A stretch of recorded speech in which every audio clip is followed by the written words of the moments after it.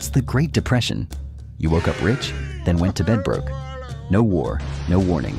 Just a terrifying crash that wiped out $200 billion and sent America spiraling into a decade of hunger and dust. So what the hell happened? Let's rewind to the party before the fall. Imagine waking up in 1922. The war is over, the mustaches are ridiculous, and the economy? It's vibing. Factories are no longer making tanks. They're making toasters, vacuum cleaners, and the kind of refrigerators that say, ice boxes are for peasants. New York's skyline shoots up like it's on steroids. Jazz music becomes the Wi-Fi of the 20s. Loud, everywhere, and nobody fully understands how it works. The economy is booming. People genuinely believe the good times will last forever. Even economists said something like, trust me, this decade, absolutely roaring. And the engines of growth? They're humming. The Model T rolls off assembly lines faster than ever, thanks to Henry Ford's moving belt innovation. What used to take 12 hours now takes 90 minutes. Cars flood the streets, auto plants explode with demand. Oil, steel, rubber, every linked industry gets pulled into the slipstream. The American economy isn't just growing, it's revving. As cities flourish with electricity and luxury, America falls in love with gadgets like radios. 10 million homes have radios by 1929, meaning 10 million homes now hear both Al Jolson and 30 different soap ads in glorious AM fuzz. But while cities are partying, rural America is struggling to even get on the dance floor. Farmers, once rich from wartime demand, now face plummeting prices. So they borrow to modernize. But the shiny new tractors don't save them. They just help them go broke slightly faster. Meanwhile, urban America discovers its new favorite hobby, buying stuff they can't afford. Welcome to the era of buy now, pay later. Want a radio? Finance it. A car? Finance it. Stock in a company that makes hats for dogs? Definitely finance it. Banks, thrilled by this innovation, offer installment plans to anyone with a pulse. It's the financial equivalent of saying, sure, I'll marry you. We've been on 2 dates. But the true heart of the mania lies in Wall Street. The stock market becomes Disneyland for adults. Margin loans let anyone buy $100 of stock with just $10 down. The remaining $90? Who cares? It's the future. Stocks only go up, right? Even the barber knew. Trust me, kid, utilities are hot. I made a killing in stocks. You're still a barber, though. Yes, but spiritually, I'm a tycoon. You know things are bad when your barber, your butcher, and your dog all start giving stock tips. Shoeshine boys pitch can't-miss investments to bankers. A bellboy tells a Vanderbilt to dump railroads and go all in on pencils. Between 1924 and 1929, the Dow Jones quadruples. Stock prices break free from gravity. Fundamentals? Ha ha ha ha ha. Why look at profits when you can look at vibes? This line is going up, and so is my self-esteem. Companies get creative too. They set up holding companies that own other holding companies that own absolutely nothing. It's just layers of nothing and a whole lot of stock hype. A few people try to sound the alarm.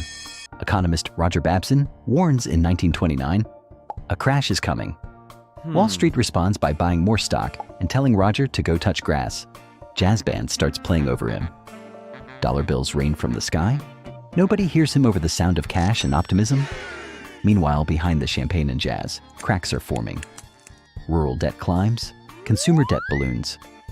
The economy's partying on a cliff's edge, and nobody's checking if the floorboards can hold. But hey, don't worry, it's 1929. What could possibly go wrong? October 29th, 1929, America woke up rich and went to bed broke. That day would go down in history as Black Tuesday, the day the stock market didn't just fall, it performed a flawless 10-meter dive into concrete. The Dow plummeted. Ticker tapes spit out red numbers like they were possessed. Phones rang nonstop. Suits screamed. Traders fainted. One guy reportedly had a heart attack, recovered, looked at his portfolio, and had another. $14 billion of wealth vanished. Gone. Adjusted for inflation, that's over $200 billion. Not monopoly money. Real homes, savings, college funds, hopes, and dreams. Gone. Sell everything, except my Patagonia vest. It's all I have left. Outside the stock exchange, crowds gathered in stunned silence. Some held hands, some cried. Others just stared at the ground, trying to understand how an entire economy had tripped over its own shoelaces. The Roaring Twenties hadn't just ended. They had face planted into a brick wall while carrying everyone's retirement plan. And that was just the start. The crash triggered a chain reaction. First came the margin calls.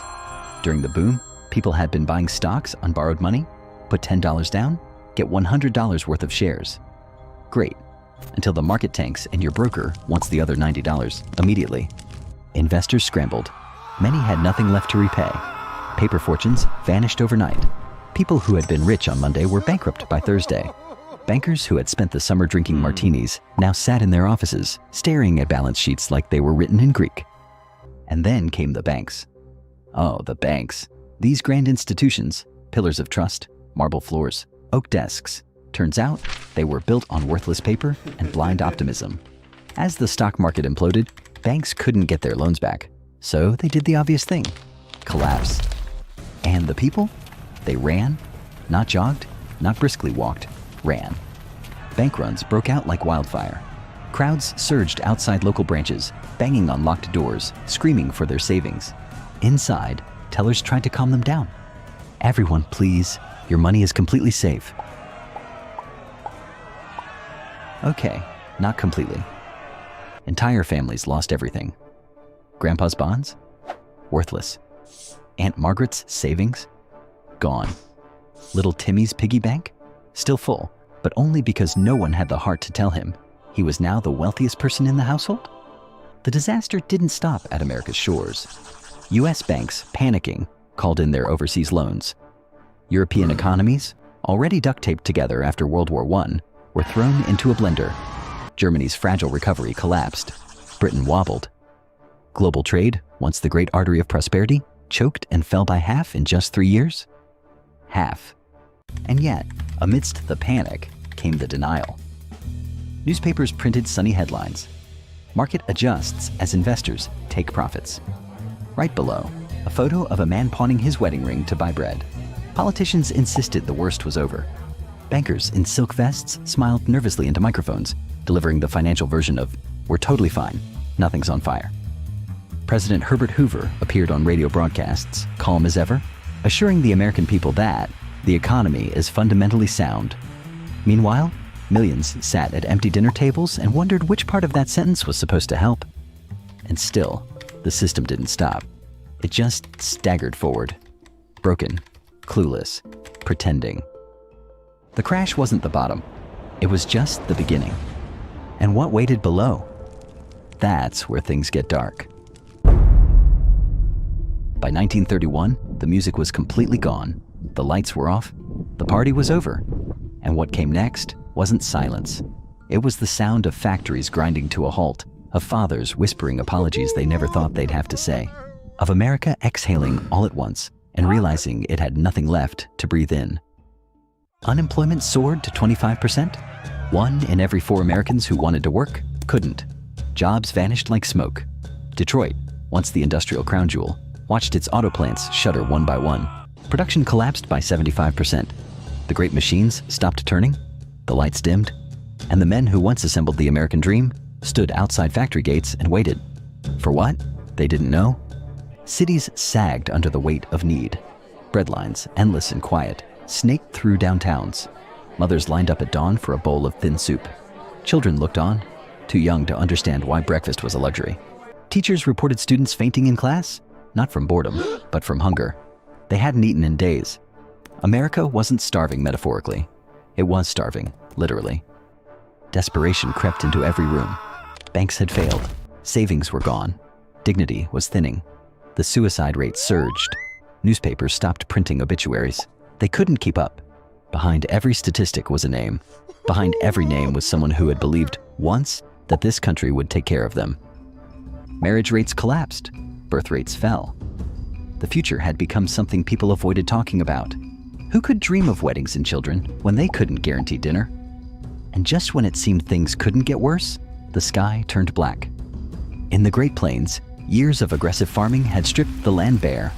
When the rain stopped, the soil cracked. Then came the winds. Dust storms swept across the heartland, towering, choking, biblical. Black blizzards, they were called, and they didn't just cover the ground. They blotted out the sun. Crops were buried, livestock suffocated, homes filled with dust. Families coughed through the night and woke up coated in the earth that used to feed them. Oklahoma, Kansas, Texas, millions fled. They packed everything they had into broken-down cars and drove west, chasing rumors of jobs and land that hadn't yet turned to sand. California or bust, the signs read. But for many, it was just bust. In Washington, President Hoover tried to hold the center. He encouraged volunteerism, offered modest relief programs. He even launched the Hoover Dam, an engineering marvel. But it couldn't feed the hungry in Chicago or shelter families in St. Louis. He refused large-scale federal aid, called it dangerous, called it un-American. But by then, people had stopped listening. His name became shorthand for suffering of Hoovervilles, shantytowns made of scrap and cardboard. Hoover blankets, newspapers used for warmth. Hoover flags, empty pockets, turned inside out. His legacy wasn't just concrete and engineering. It was cold, hunger, and dust. And then, something cracked. Summer 1932. Thousands of World War I veterans, desperate and forgotten, marched to Washington. They had been promised bonuses for their service decades from now, but they needed them now. They built the tent city outside the Capitol and waited peacefully. Congress said no, Hoover said no, and then the army came. I fought for this country. So did I. Tear gas was fired. Camps were burned. Families fled into the smoke. The government had turned its weapons on its own heroes. And for the first time, Americans watched in disbelief, not just at what was happening, but at who they had become. Radicalism spread, socialist rallies, communist recruitment, not because people believed in theory, but because capitalism had left them with nothing but hunger. Crime surged. Bank robbers like Dillinger and Bonnie and Clyde were seen not as villains, but as folk heroes, people who struck back at the institutions that had betrayed everyone else. America wasn't just broke, it was broken. And yet, even then, something held. Not belief, not optimism, but endurance. People didn't give up. They migrated, they lined up, they held their families, they survived. Not because they were certain things would get better, but because they had no other choice. But the question remained, in a country that once promised endless growth, what was left when the growth stopped? And who, if anyone, could lead them out of the wreckage? By March 1933, Franklin Delano Roosevelt stood at the podium for his inauguration. Millions leaned in. The only thing we have to fear is fear itself, he said. Not gold, not banks, not even dust. Fear. It was more than a speech. It was the first deep breath the country had taken in years. Roosevelt didn't wait. Within weeks, young men in threadbare clothes were handed shovels, tents, and purpose. The Civilian Conservation Corps put them to work. You're here to plant trees and save the country? In that order? Yes. The Works Progress Administration soon followed. Millions hired to build roads, bridges, schools, post offices. They didn't just rebuild infrastructure, they rebuilt pride. People who had once stood in breadlines now stood on scaffolding, lifting steel into the sky. In the Tennessee Valley, FDR launched the TVA. Dams went up, lights flicked on. Whole towns that had lived in darkness began to glow. Families gathered around radios, not because they could finally afford one, but because for the first time, they had electricity to plug one in. Slowly, unmistakably, life stirred. GDP rose, unemployment crept downward, the dust settled, literally and figuratively. People dared to imagine a future again. But FDR didn't stop at jobs. He wanted to fix the machine, not just oil it. So he built rules. The SEC, to keep Wall Street from doing Wall Street things. The FDIC, to protect your money from disappearing again. Banks reopened, but this time, people weren't running in to withdraw everything in a panic. They were depositing. Quietly. Hopefully. Then came Social Security. It didn't make anyone rich. It didn't need to. It said, you matter. We'll remember you.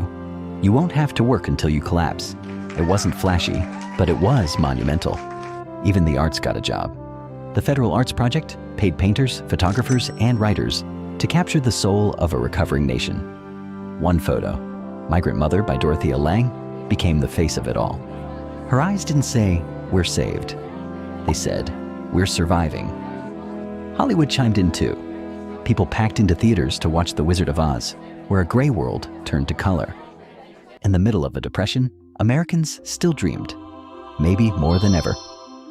Cities buzzed again, restaurants reopened, radios played swing music, and if you squinted, just a little, the skyline looked like it was rising again. In the distance, factories started humming, but this time, not just with consumer goods. Helmets, boots, ammunition. The world was shifting again. And America? America was starting to stir, not just for recovery, but for something bigger. The Great Depression didn't end with a celebration. It ended with work, with blistered hands and tired backs, with legislation, hope, and a little jazz, with a nation that had collapsed, choosing piece by piece to rise again. But as America stood back up, it didn't realize that something else was already on the horizon, something darker, louder, global, and this time, the whole world would feel it.